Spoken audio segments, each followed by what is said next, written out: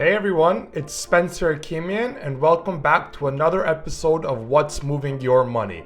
On today's episode, we are going to be talking about the freezing cold job market, all of the different data points between JOLTS, ADP, Challenger and Gray, some private sector data, and more. And we are going to discuss what this means in terms of the overall economic outlook for this rest of the year. So without further ado, sit back tight and I hope you guys enjoy.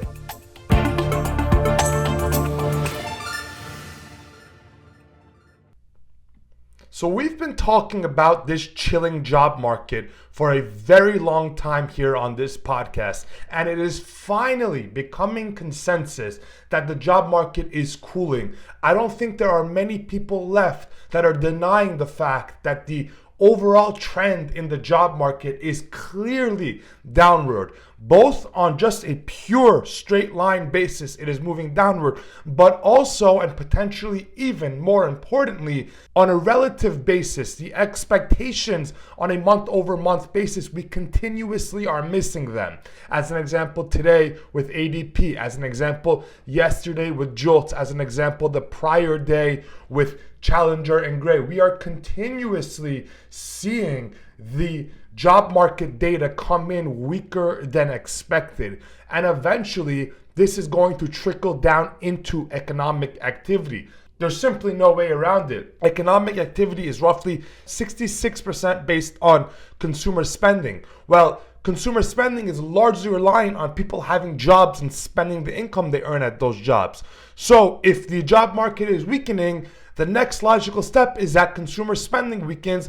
And if that happens, you already got 2/3 of the economy weakening. It is hard to see how the economy can continue to sustainably grow. That is why investors and economists look so closely at the job market. It is arguably the most important piece in the economic puzzle, in the macro puzzle when trying to assess how investments will do over the next year or two. So it is very important that we continue monitoring it. Now let's get into some specifics. So the main specific that we should start out with looking at is the JOLTS data. Not only did JOLTS come in significantly weaker the other day than what was expected, but officially for the first time since the pandemic, we have more unemployed Americans than available job offers on the table. And what that means is that the unemployment rate will from now quickly begin to rise. There are people that are just simply not getting hired. There is no opportunity for somebody that gets laid off or a new entrant into the labor force, like a college graduate as an example, to find meaningful work right now. This not only means that the unemployment rate will rise, but it also means that the underemployment rate will rise. The underemployment rate measures people that are technically employed, but that are employed in something that is well below their capacity. An example would be, a college student with an engineering degree working shelving stores in a retail establishment. And there's no knock on a job like that, but it would be below the skill set of the person that had that job. So we would consider them underemployed. Both of these trends will rapidly pick up in 2025 now that we have crossed the Rubicon and we have more unemployed Americans than we have available jobs. It is simple math. It is simple arithmetic. It is essentially unavoidable. And then today we got the ADP report in. And again, that showed the private payrolls came in much weaker than expected. We got 50,000 private jobs added for the month of August, and that compares to an estimate of roughly 65,000. Now, critically, this is against a 3-month trend of roughly 100,000 jobs, which was against a 3-month trend before that of almost 200,000 jobs. So if you just go back 6 months to a year, we are literally 150,000 jobs a month less than we used to be in terms of added jobs to our economy. So not only are we missing, but we are already on a downtrend. And this is significant because it is going to feed through into weaker corporate profits, weaker margins, higher unemployment, weaker home prices, and eventually conventional thought does suggest that As an economy weakens, so do asset prices in the short term. And as you all know, right now, asset prices are essentially all at all-time highs. So it is curious to see whether markets begin to price in some of these potential risks as they lie ahead. Now, another job market data point that we got in this week that I thought was very fascinating was Challenger, Gray, and Christmas. We've talked about it before on this podcast. Essentially, this is measuring job layoffs, outright people getting fired from their jobs here in the United States. It's a private sector measure of that.